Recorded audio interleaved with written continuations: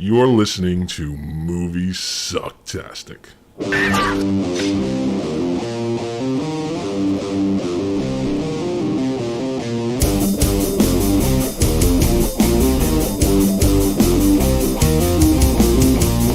Questions?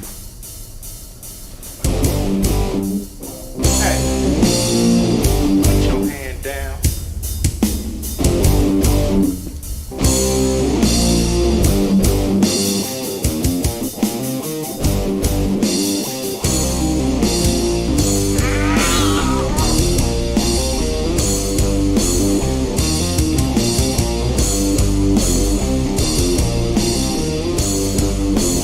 I know it. It all sounds like some bad movie.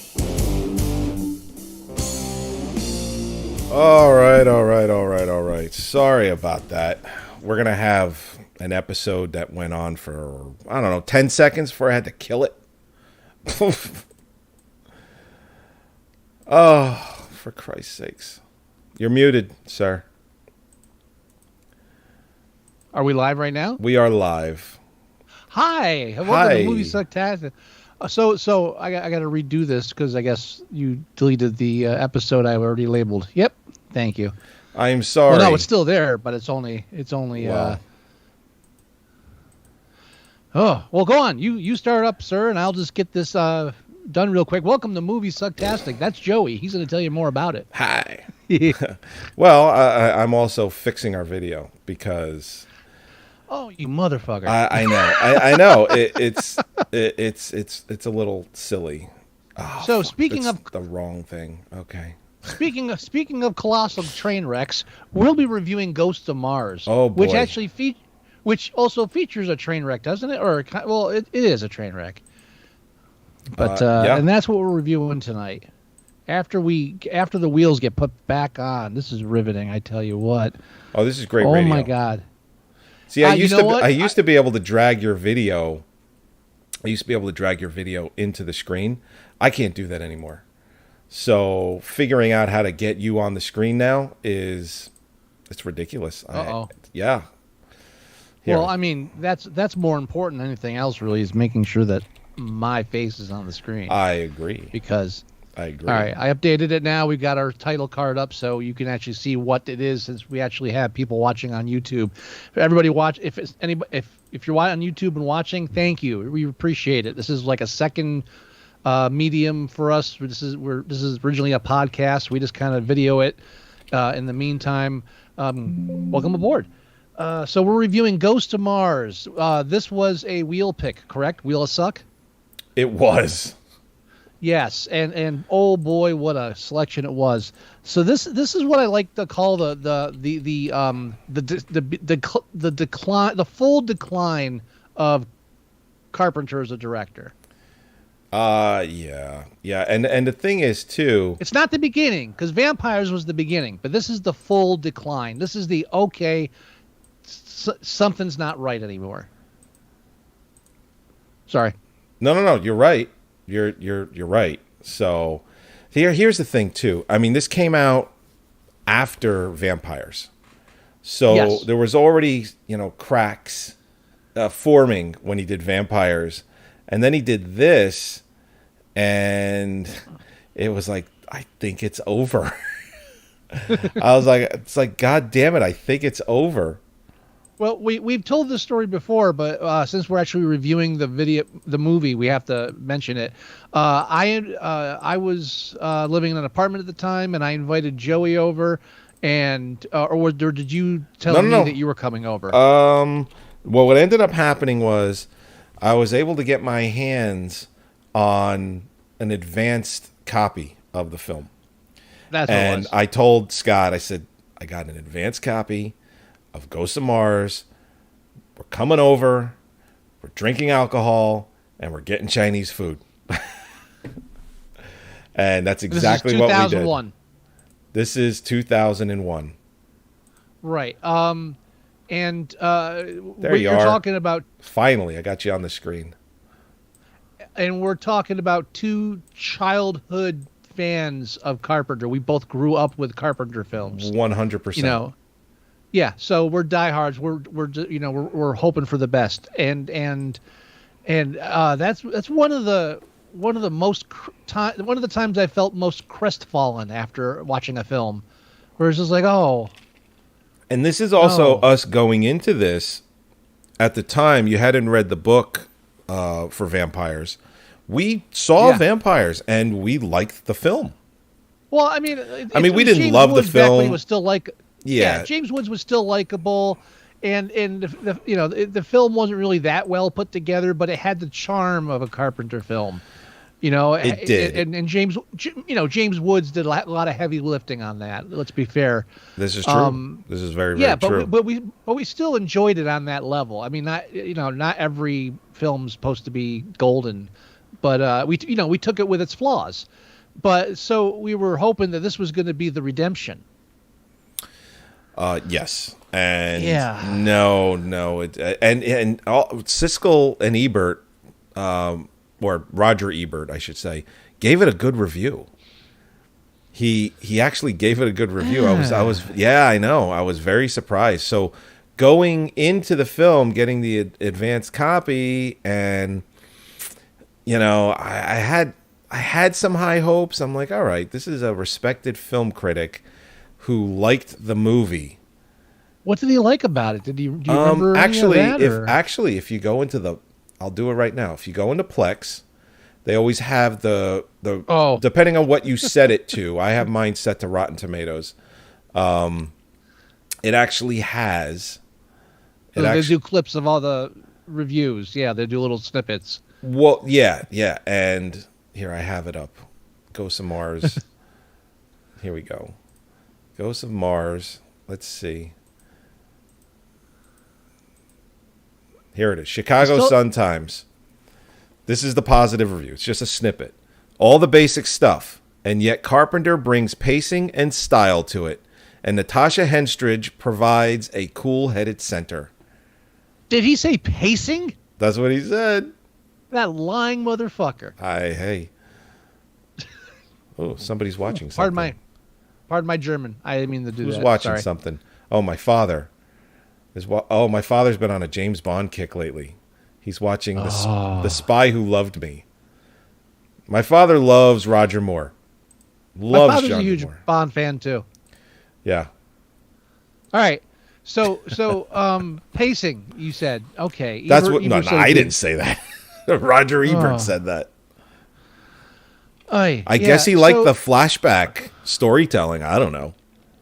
Oh, all right. So let's the beginning of the film is the train coming model in. Of the train on coming Mars, in, coming into the city. Right. That's it. And in it they find what's her face, Natasha Henstridge, who.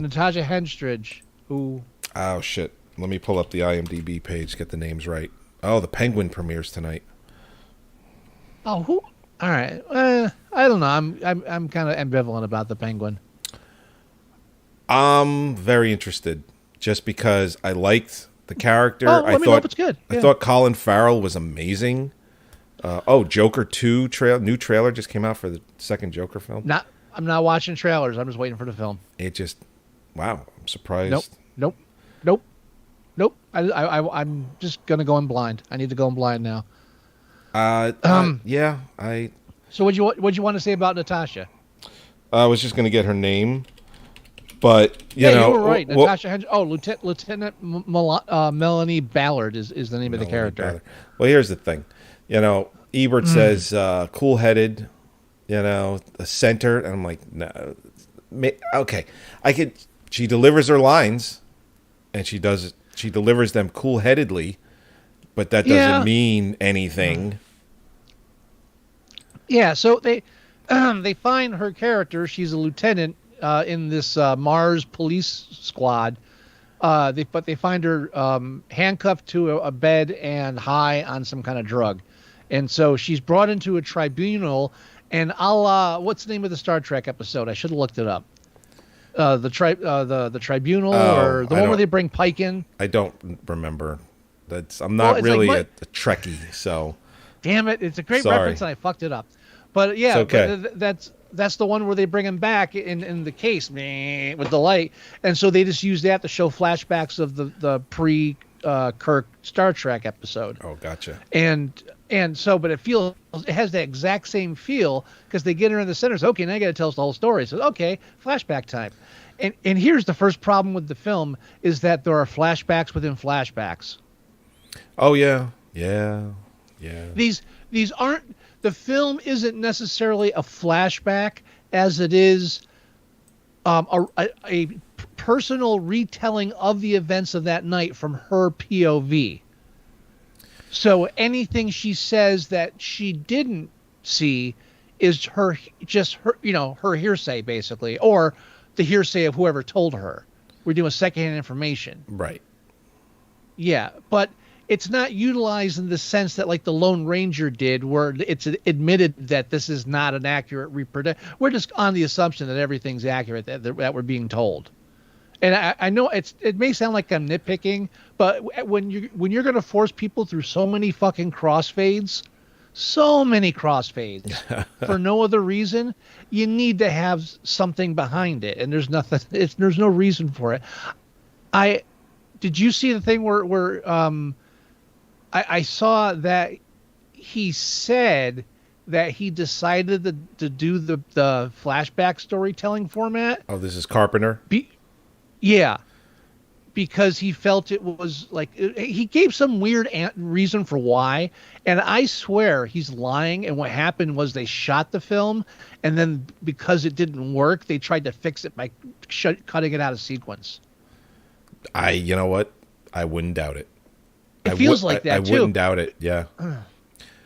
Because here's the one, and I know I'm skirting all the plot points, but who gives a fuck?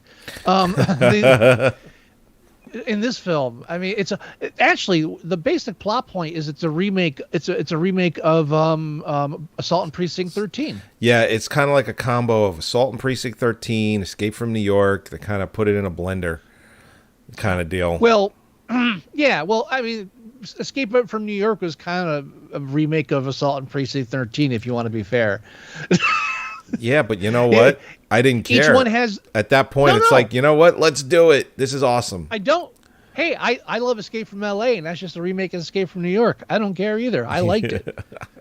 I don't have to defend what I like. have someone That's a friend of mine who tells me that he likes the Escape from L.A. more than New York.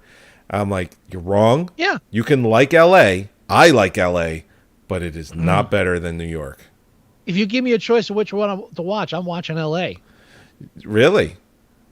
Yeah. I just enjoy it more. That's an interesting choice. Tell your friend he's not alone. There's dozens of us. Dozens. I'll tell them. All 13 of you just prefer L.A. over New York. Yeah. No, but so so I'm not criticizing him just for that, but I mean, anything that's original in the plot is just ludicrous, and I'm jumping around though. I didn't want to miss that show. Okay, Borgnine. When he meets Snake for the first time, he's like, I just didn't want to miss the show. I keep looking at this poster where the main bad guy, he's got hoop earrings in his fingers, and it's like that's to show that he's extreme. He's extreme. Well, they did the self-piercing. It was the self-mutilation. Was part of the whole... Whatever, dude. Whatever. Yeah, Ice Cube plays the Snake Plissken character of this version of the film. The anti-hero, obviously. Sure. Yeah, and he's got his kind of crew. This actually could have been I mean, I saw people say, it was planned originally, and he said, no, it wasn't. And I was like, no, it wasn't, of course, but it's still the same fucking film. It's not like he didn't have to plan it to be a Snake Plissken film for it not to seem like a Snake Plissken film. Well, I mean, it makes sense that it's Carpenter was just doing what he knows, because he also co-wrote the script. And because of that, that's why it had a feel of all these other films, because he co-wrote it. He's just doing what he knows. So the film takes place in the future where Mars has been colonized, and it has an atmosphere. Almost. It's almost complete, but you still have to need some assistance. Yeah, a little bit. At some point, a little bit. And also, it's now a matriarchy. Yes. Now, I give Carpenter credit for doing that, but the only repercussions that really came from that were that there were more actresses in uniforms in like the one scene, and there was a lot more lesbian stuff. Yeah. Which seemed like an Pam odd Grier. way to, which seemed like an odd way to express the matriarchy. So, well, if you're in charge, of course you're raping shit. I mean, what? I gotta stop saying that word. Fuck, we just got demonetized. All right, Damn I'm you, done. Dude. I'm done. You're All right, but you time to you spin know the what wheel. I'm saying. I don't know why. I don't know why. Like he went through the trouble of like making a matriarchy because he wants to play with it, and then there's nothing to do with it in that setup to begin with. There's after they kill Pam Grier, which is really way too soon. I mean, like 15 minutes in, she's head on a spike. I'm wondering if that was in her contract. You got to kill me in the first 15. I'm not on set more than 2 days. Don't start this shit with me. Honestly, if I'm Pam Grier, she's probably unhappy. She has her head on a pike in the first, 15, 20 minutes. It's just ridiculous. But oh, and that one me. terrible shot of when he runs over to look at her head, and it's like a stop shot of her actual head, and then they kind of. She's either wearing all black and they CGI. Yeah. It's terrible. It's a terrible shot. And that's before one of the lengthy crossfade montages. Oh, dude, when this leader he gets up in front of people, it's like Jesus. He's just Right. speaking tongues, and we'll use it. That's Martian. It's Martian. You don't Sure, know it Martian? is. No, Okay. no, Well, I don't. I'm sure they spent time on that. But he's just kind of saying the same shit over and over, and it's just like Carpenter's like, yeah, love it, great. No one knows what the fuck you're saying anyway. We're just gonna use it. So Carpenter decides he's going to complicate all this shit. So it's a matriarchy. So then we get on the train, and there's these soldier type guys, and then there's talks like what their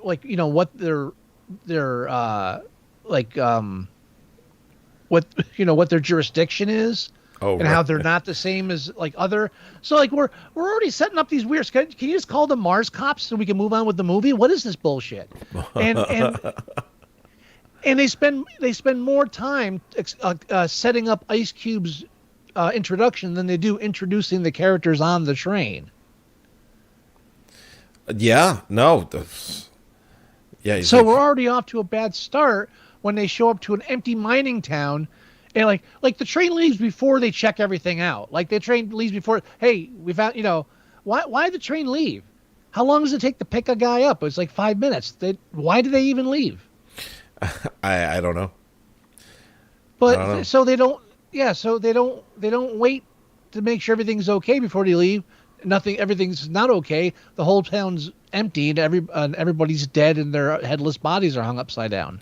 There's Now Jason Statham with hair. Jason Statham, I forgot he was in this until I was like, oh, yeah. This is before he was hot shit. This is back before when just us Transporter fans knew him. Well, I don't think he did a Transporter film yet. Did he do the Transporter? I don't think he did it yet.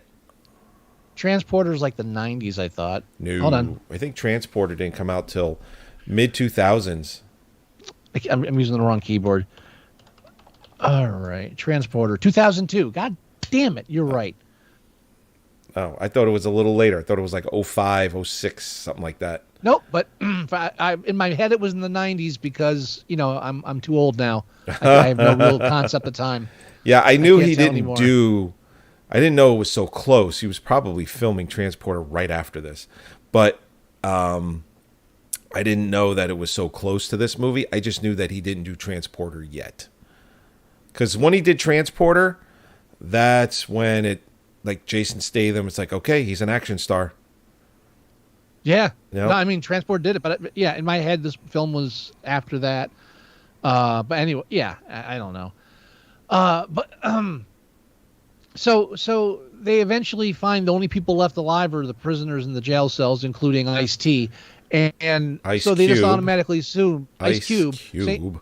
Ice Cube. That what you put in the iced tea. That's right. That's right. And I like him in this film. I read. I didn't somewhere mind. that- I didn't mind him in here, but was he? Is there a Compton section of Mars that I don't know about? Probably. I wasn't sure. You know what? I didn't see many black people among the possessed Zombies. zombies, but I mean they kind of had a representation of The ghosts. people of color. Yeah, don't do that. No. Don't do what? It's Ghosts of Mars. They're ghosts. Yeah.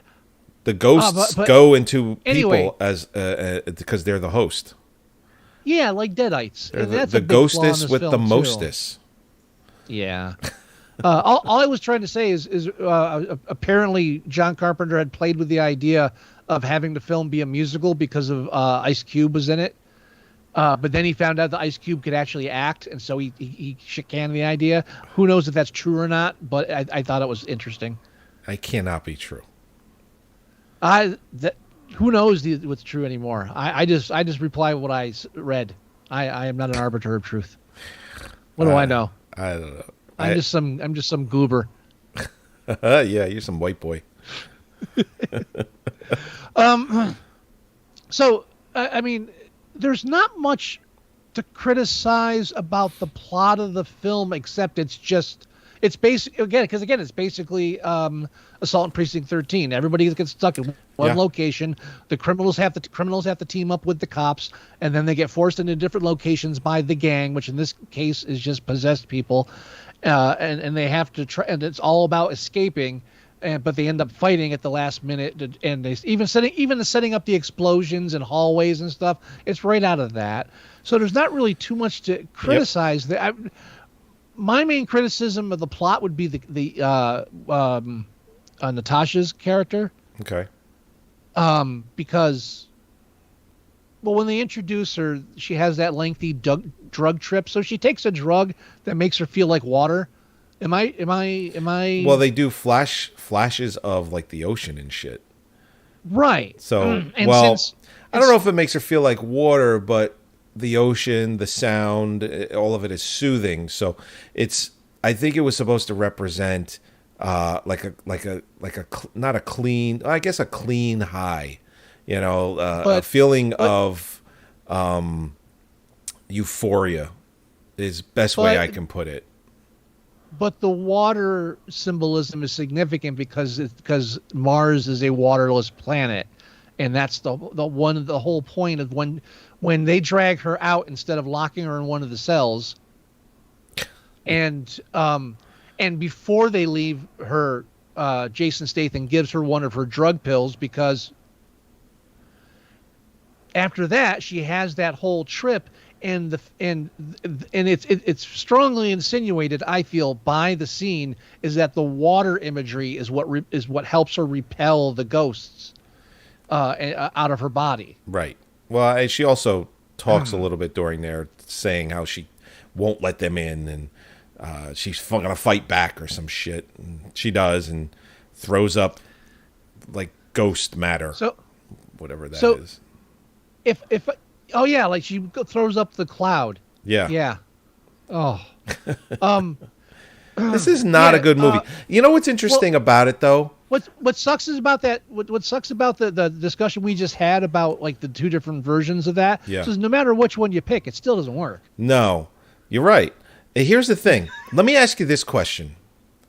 Uh-oh. Did you hate this movie or dislike this movie as much as we did when we watched it in 2001? Or not as much? Because I can tell you right now, I disliked this movie, but not as much as I did when we first saw it in 2001. In 2001, I was really disappointed, and I really disliked it. I was kind of, I guess bummed is the right word. My bar for any aging film director in their career is very low. I'm not expecting genius from somebody who's retirement age but is bored. Well, here's the thing. I mean, this genre of film is not easy to continue doing into old age. It isn't. Whereas other genres like drama, I feel is a bit easier to do because, I don't know. I feel like there are directors that are making films into their 60s, 70s, 80s doing drama and still doing it pretty good. Whereas if you're the type of director that makes horror films and thrillers, once you start to get older, you kind of lose touch at what you used to do well. Well, let's be careful. We're not just talking about all horrors and thrillers. And you have a very good point. But what we're really talking about is, people say like, oh, you can never make that film now.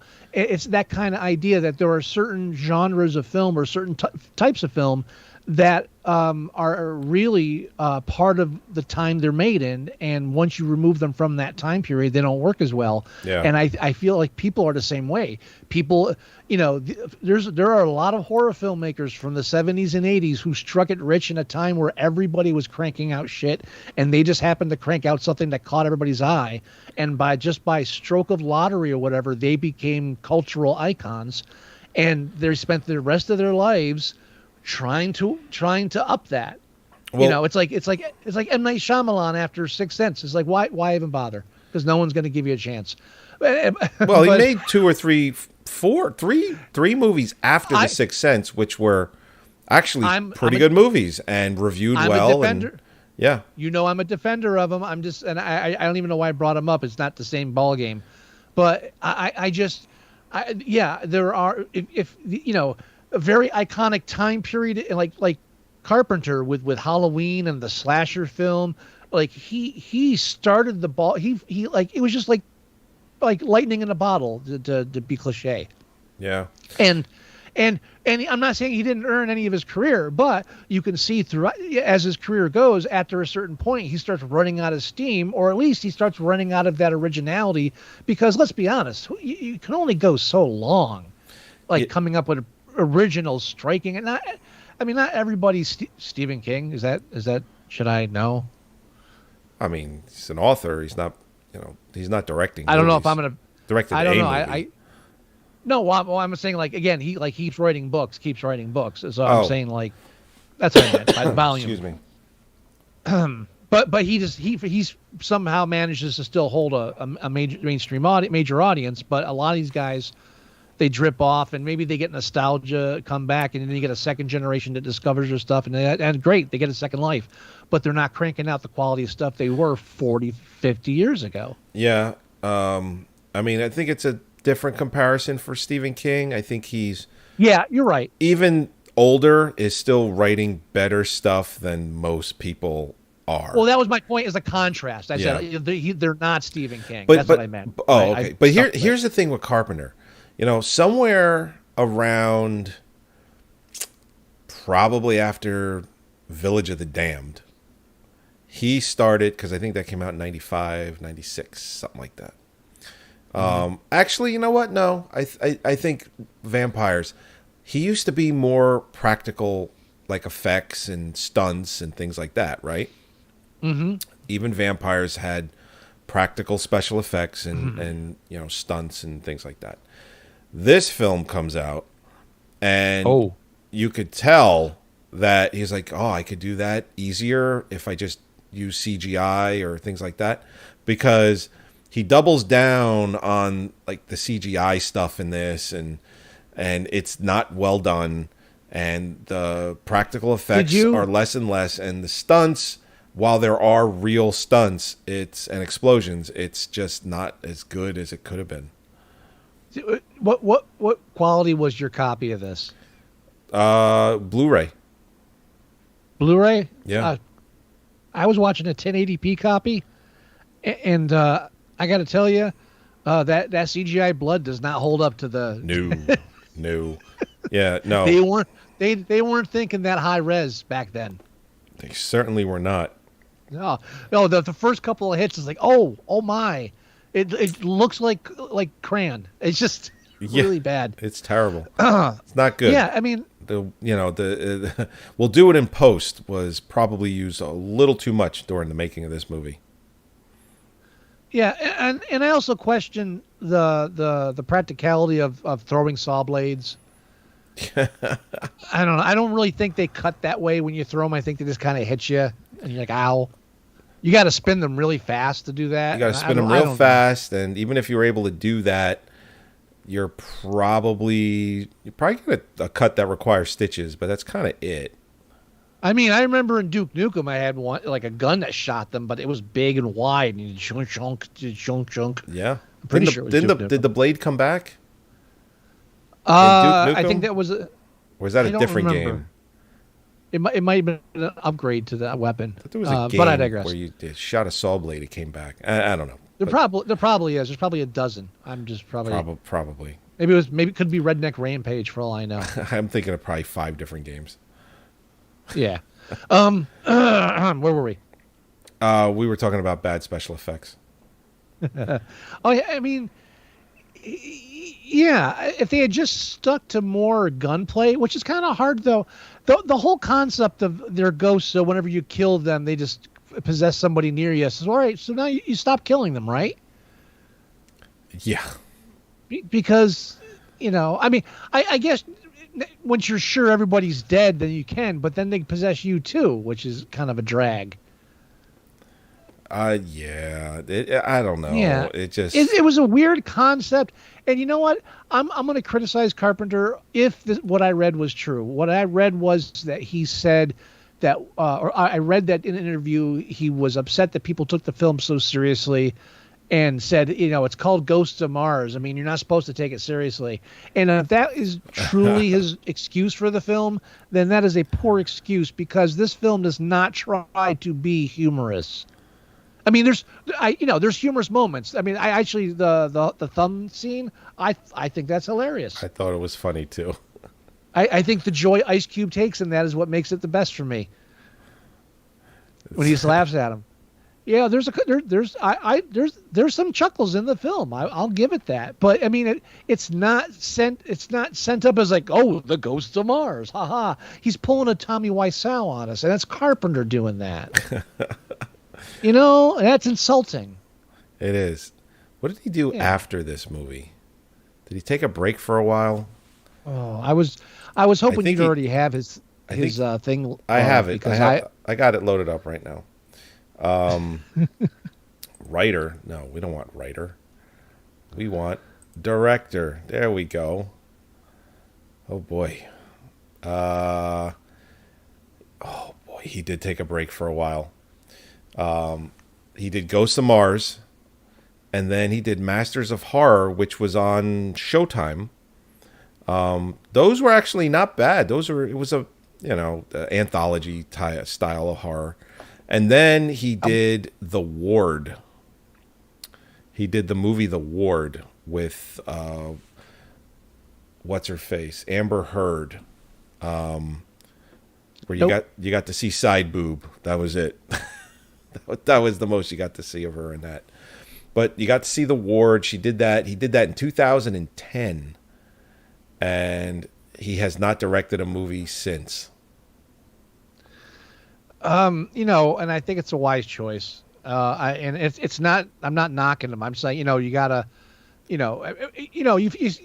realize at a point I've lost the magic, and I don't want to do other people's work. Yeah. So he's probably still doing his music and stuff. Good for him. He gave us some great stuff, and it's just sad that this was the last film. I wish he had gone out on a high note. I agree. We should go. I know it's not the last film, but it really is the last major release that he did, right? Yeah, I think The Ward. Here, I'll look it up real quick. I think if it went theatrical, it was. Yeah, it came out in the United States. This only went film festivals.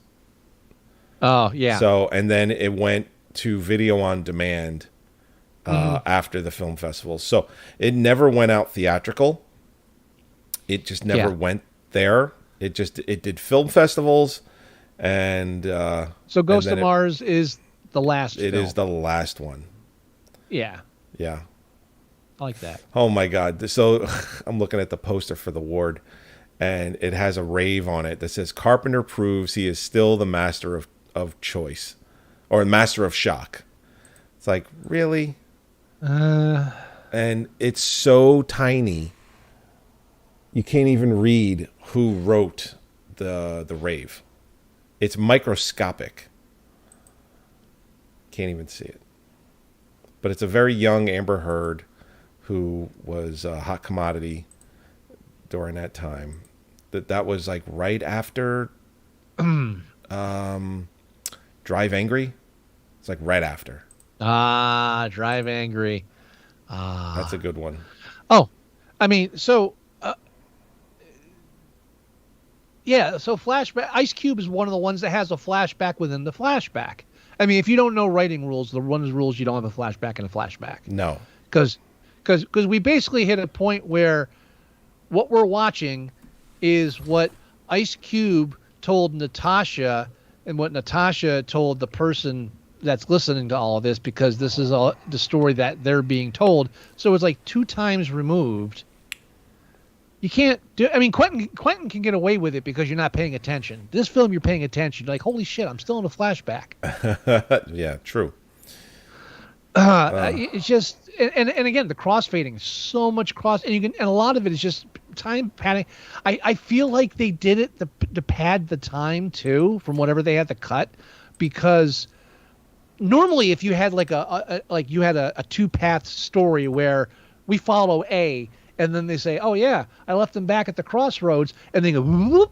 Normally when you do that, you cut to path B, like either somewhere down the line or like immediately after they broke off, like the new material. This one, they went back like 5 minutes, like 3 minutes, a minute. All right, let's not exaggerate, Scott. They went back like a minute.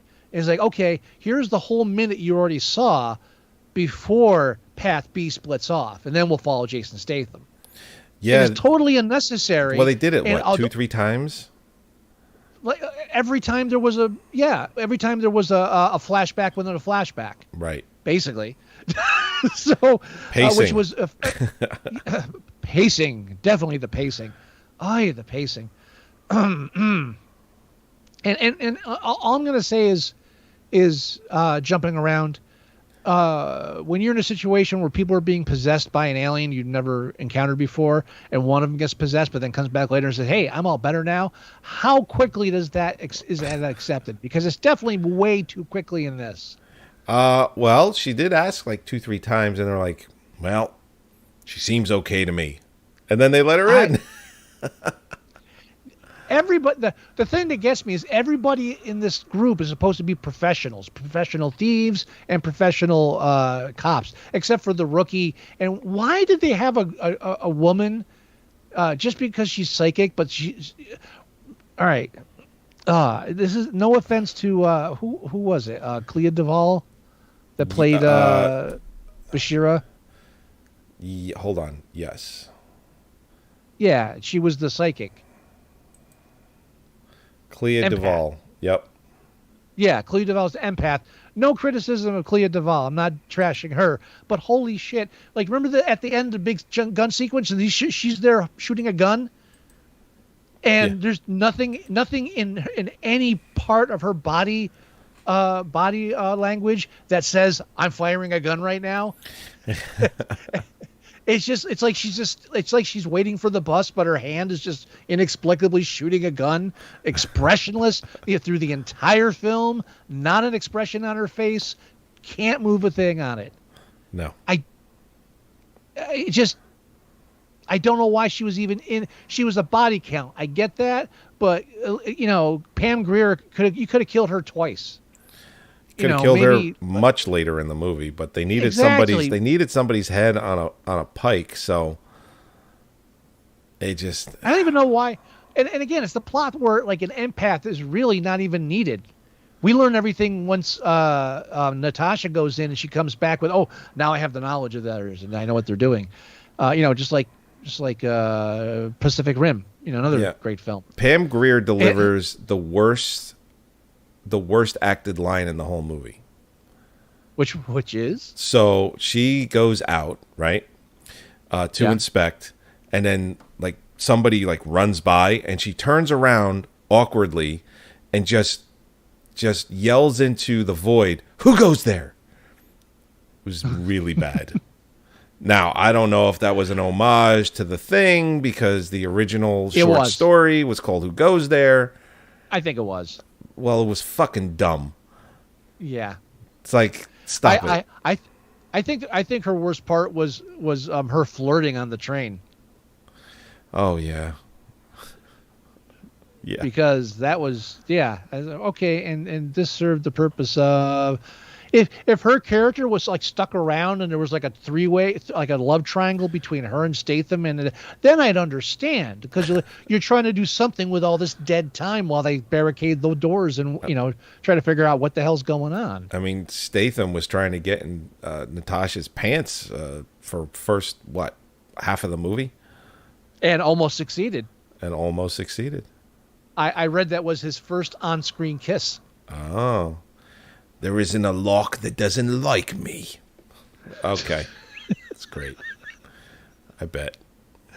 It's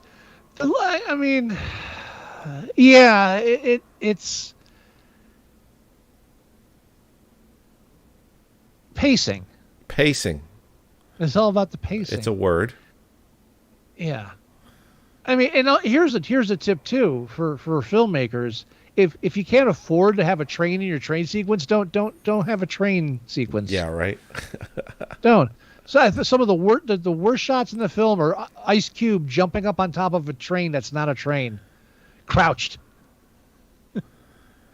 Dial of Destiny was more realistic than this guy. Come on, you gotta make an effort. You know what I think we should do real quick? What? We should take a look at some of Carpenter's films that he's done. Okay. All right. It's amazing he's done enough movies, but you would think he would have done more. As far as like movies go, he's done, and I'm counting Dark Star, he's done 1, 2, 3, and I'm not counting TV movies because those suck. Right. So he did 1, 2, 3, 4, 5, 6, 7, 8, 9, 10, 11, 12, 13, 14, 15, 16, 17 movies. That's a lot of films. I mean, if you're not counting all the Nightmares, right? No. 18 if you only count the ones he directed. Yeah, I guess it's 18 if you count The Ward. The average score for his films is 7. That's like in that range, like 6.8, 6.9, 7. That's the average score. Because he made a lot of cult films that really have a following. That, The Thing that are rated. Is the highest rated thing he ever did, 8.2. Yeah. Whatever I say about Ghost of Mars and his declining career at that point, he made the best horror film ever made. Period. Absolutely. Yeah. Hands down. Say what you want. That's it. Everything else he did is like icing on top of that. Yeah, when you've achieved what he was able to... I'm getting mixed with Wes Craven. Ignore me with that bullshit. I'm glad you skimmed over that, but I have to point out how stupid I am. Wes Craven? What are you talking about? Oh, you're talking... Okay, yeah. I mentioned Nightmare at one point. You did. I got my aging directors crossed. That's all. That's okay. But yeah, no, The Thing, the greatest horror film that's ever been made. And I don't think there will be something better than The Thing. I just don't think it's ever going to happen. There'll be something comparable to it, but I mean, sure. And again, you know, it exists in the time period it was made in. Well, here's the thing. Here's the thing. The Thing? Yeah, The Thing. If you want to actually, for me, the movie that is on such a high level as far as one of the greatest horror films ever made, the next one for me has got to be The Fly. That's me. I have to like really think about it past number 1, but I think I might go The Fly for That's something. a remake. Well, it is from the 50s, Yeah. you know, the Vincent Price Well, film. But yeah, but the much Thing like, technically is, but it's not. but know, yeah, it's I more was of going a- to say, but yeah. much like The Thing is considered a remake, it's actually the Thing from Another World, which is the first film They're that both came out. adapted. They're both adapted from the same short story. Right, but the movie The Thing is much Is closer to the much source more- material, yeah. Whereas Yes. Thing from Another World it's like way off the rails, Correct. you know. So, but yeah, again, you can't. That's why. That's a little this- teaser for everyone because Scott and I are going to do some Halloween episodes, and we're going to come up with a list of some kind for Halloween stuff. So it's a little preview. We're gonna talk and we're gonna have some fun with that. Definitely. Well, since we're talking about that, do we have any final comments on Ghost of Mars before we rate it on IMDb and make it official? No, I'm done. I'm fucking done. Done. I've been going since 4:45 this morning. I'm done. Okay. All right. I mean, again, honestly, I tried to take notes with the film, but the biggest problem with it is the repetitious feeling of the crossfades and the flashbacks that keep going in and out, and it spends so much time explaining a concept that's really very simple and just reveals remember at the beginning when I said, so they get off the train and as the train's leaving they go into town and the town's dead silent, they don't hear anything. Yeah. Right. But then later when we see Statham cut off from the group and goes behind the two buildings there, and there's all the people down there screaming and yelling and holding a bonfire, but they couldn't see it because it was in a ditch on the other side of those two houses. There's no fucking way you're not hearing that. No, I know. Yeah. So much it is, again, it made more sense in Assault on Precinct 13 because they're hiding out in the streets and it's dark at night and they cut the power. It's I can't see a fucking thing out there. This one, they're just running around stabbing themselves and screaming. It's all right, but I'm not seeing a thing. Even Jason Statham had to see the row of heads on stakes and say, "Hey, I want to get a closer look." What the fuck? He just had to do it. Yeah, it's just if I think the problem isn't that the audience is taking the film too seriously. I just feel like there's a certain level of Carpenter that wasn't taking it seriously. Yeah, and it makes sense because he didn't do another movie for 9 years. He leaned way too much on his own. He was going back into his old bag of tricks. Here, what can I use that I've done before? It was a nostalgia. If he had planned it as a nostalgic love letter to his fans and gone balls to the wall with it, that would have been a better idea. But whatever this was supposed to be, it just never gelled. And it's maybe again, it's time to retire. He did something last year. He did a TV Yeah, TV doesn't count. miniseries. How old is Carpenter? Let's see. I don't know. You know is what? He producing he's it not. or He's not that old. No, he directed it. I mean, he's 1948, so he's 76 years old. as a writer director, he's tapped out on the writing end by this point. Oh yeah, no, he's done. Done. That's really what it is. It's like my feelings with Argento. Stop writing your own shit. Yeah. Just And by the direct other way, people's stuff. this film where I was talking before, like his average movie is in the 6.8 to like 7.1 range, like on the average. This is the lowest rated film that he's ever made. Even The Ward was rated higher than this. So I've got it on IMDb at 4.9. Yep. The Ward came in at 5.5. Jeez. The Ward is Okay. considered slightly above average. So what do you want to rate this? I'm okay with a 5. I can be talked into a 4. I think it deserves a 5. I mean, it deserves a 5 because it's Carpenter going by the book. Yeah. Going by his own template. And Ice Cube and Jason Statham kind of helped carry the film a bit, but there's really the lead actress isn't really engaging at an audience it's level. Very average movie. And it's sad to see a director like this that you love like fail so miserably at doing a strong female lead. Yep. And I just I don't know. It seems like the few interesting ideas he had, he gave up on, or maybe they cut out when they went back and fixed it. I don't know. I don't know. It just it's end of an era. It's sad. It's sad. So but I rated it as a 5. So 5. we're locked in at 5 on Ghost of Mars. Thank you for that, Joey. No problem. So what are we doing next? So we Scott and I talked about doing some horror films and fleshing that idea out, and I don't know if we're ready for it for next week. I think we should spin the wheel and make a plan to do that Halloween episode that we want to do the following week, which will put us right before October. Well, even if we don't do a special Halloween episode, I think I would like to try to. The month of October, we're going to try to focus on horror films. The YouTube will be released. I'll be releasing some of our older episodes around the 100 range that were horror films, and they'll be releasing every Monday, like our repeats do, until I run out of those, and then I'll have to start doing new stuff. Yeah. But one thing I do want to review soon. We'll do the wheel today, but then next week I'm most likely gonna challenge you to Daddy to Long Legs.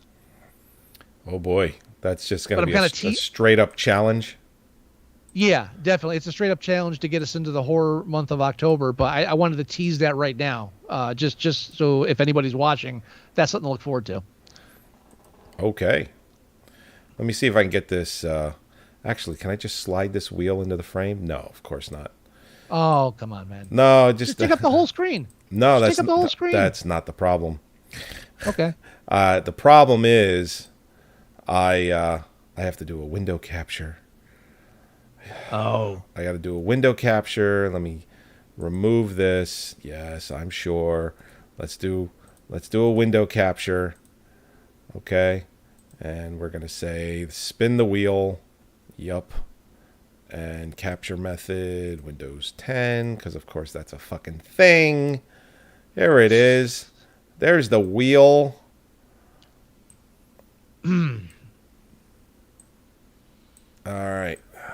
Let's see what we got here. Here, let me get that as big as I can. Look at this. Have you watched any of our videos where you've seen the wheel on screen? I've seen the wheel in action. It is yes.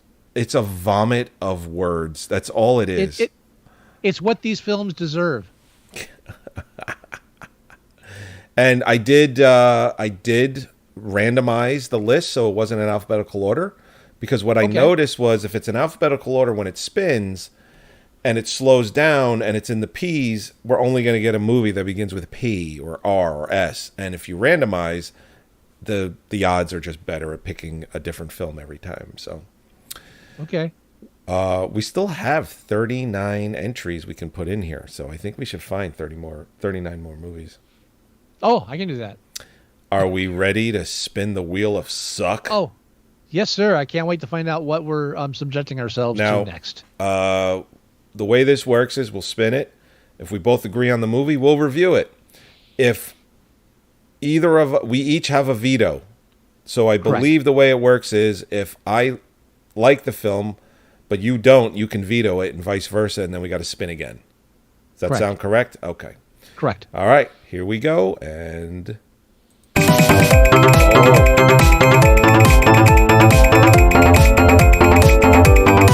Oh, boy.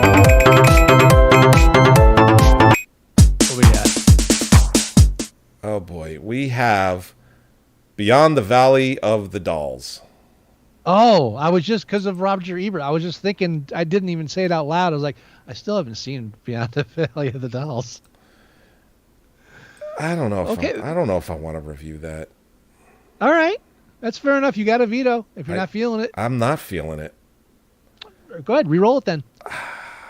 I'm okay with that. Well, you know what's funny? Right before it ended up on Beyond the Valley of the Dolls, it landed on Godzilla franchise, and the needle moved just that nanometer to put it on Beyond the Valley of the Dolls. I was like, ooh, Godzilla franchise. We have so many movies to pick from. All right, let's do it again. I'm using my veto. You ready? Yep. Let's do it. I like that I let the music get randomized, too. Oh, boy. Better or worse? Batman franchise. Oh, there's something to sink the teeth into. Yeah, but which one? Which one do we pick? Obviously, we got to the beginning. No, we're not starting it. We're going to review all of them. Okay, which one you want to start with? We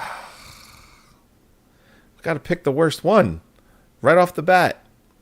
Right, which is, worst one. Well, that's Batman. Batman and Robin. Batman and Robin. Yeah. Do we really want to? Do we want to do that? I know. Maybe we should figure out a different veto system. Because I think we're spinning again. Try one more spin. I veto. Let's go. One more time. One more spin, and then we gotta take whatever it does. That's the rules. All right. All right. What do we got here?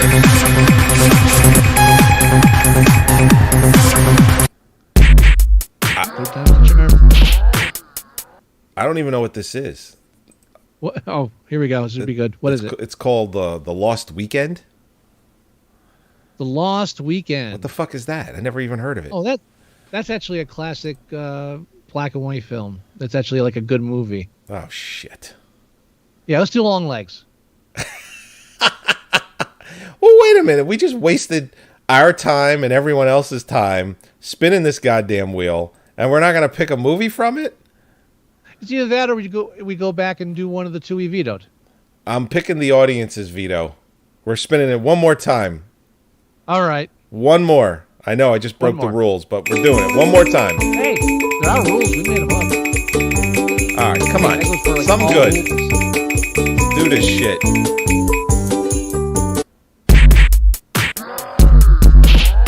Scott, we're going to have a talk of the stuff you put on here. What came up? Angel franchise? What is that? Angel. Teenage prostitute from the 70s. Yeah, that's a good one. Yeah? Yeah. Wait, is that the one? Hold on, is that the one where, they cut the eyeball and No. what movie was that one? I'm not sure. Where they use like a real human corpse and they cut the eyeball? No. This is straight 70s exploitation. Sexploitation. So what do? We go with the first movie? Yep, first one in the franchise, Angel. All right. I have it on the Plex. All right. You know what? That's working towards Halloween. So yes, I agree. It's in the right direction. Legs is dangling in front of us. Oh boy. Angel franchise. Yeah, I think I might go in and weed some of this list and put some new ones on there. Feel free.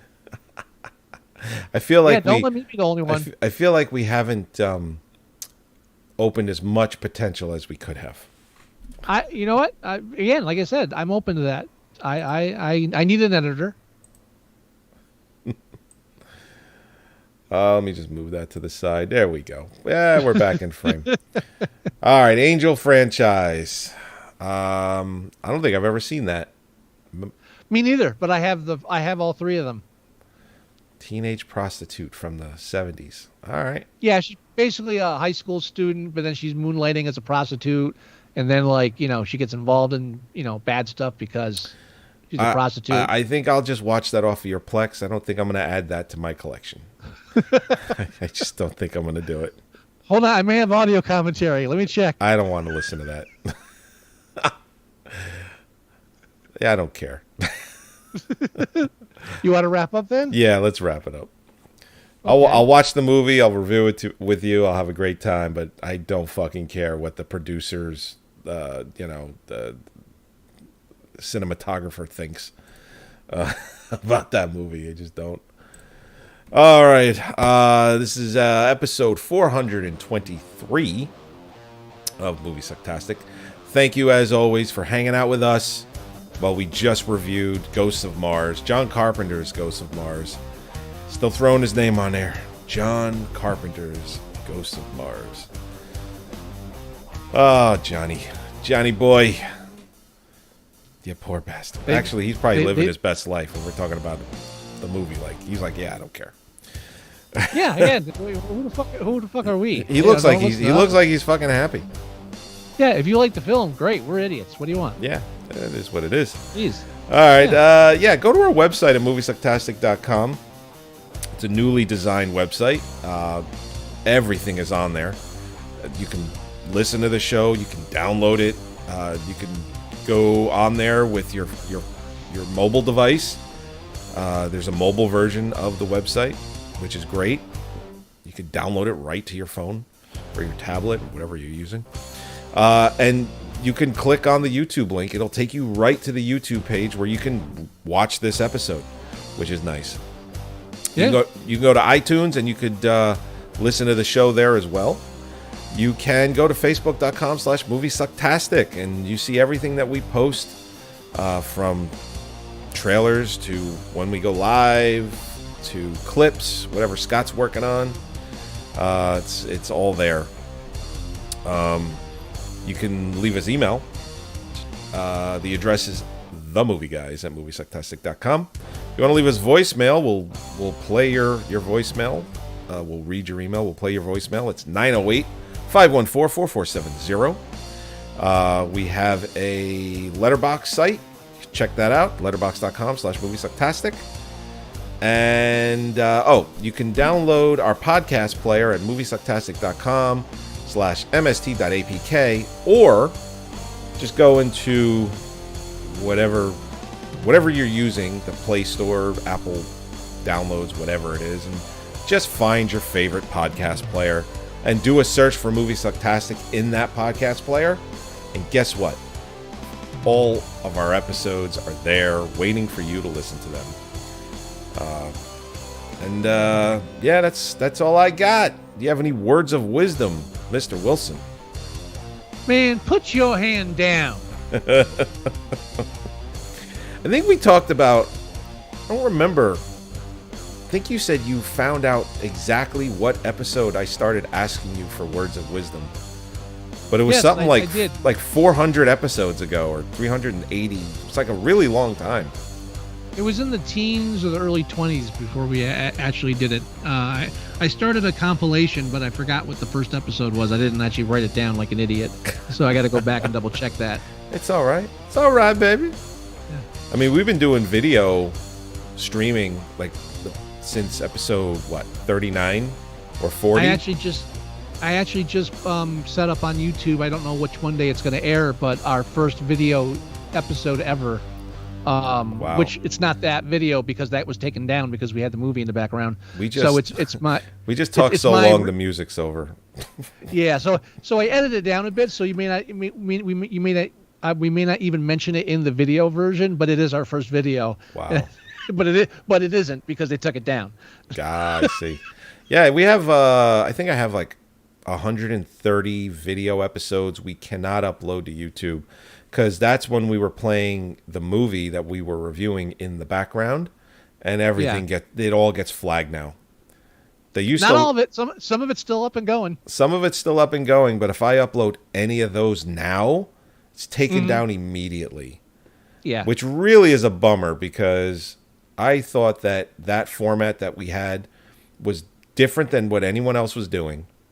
I think if it wasn't the film running just in the background and instead was cut up, if we had done some editing and had it so it was clips of the film. That's what I'm saying. We're talking about stuff. We're not making movies. But even when I cut up stuff, like when we do an Oscar show and it would be little clips, you gotta do it just right. I'm learning right now. I want to start.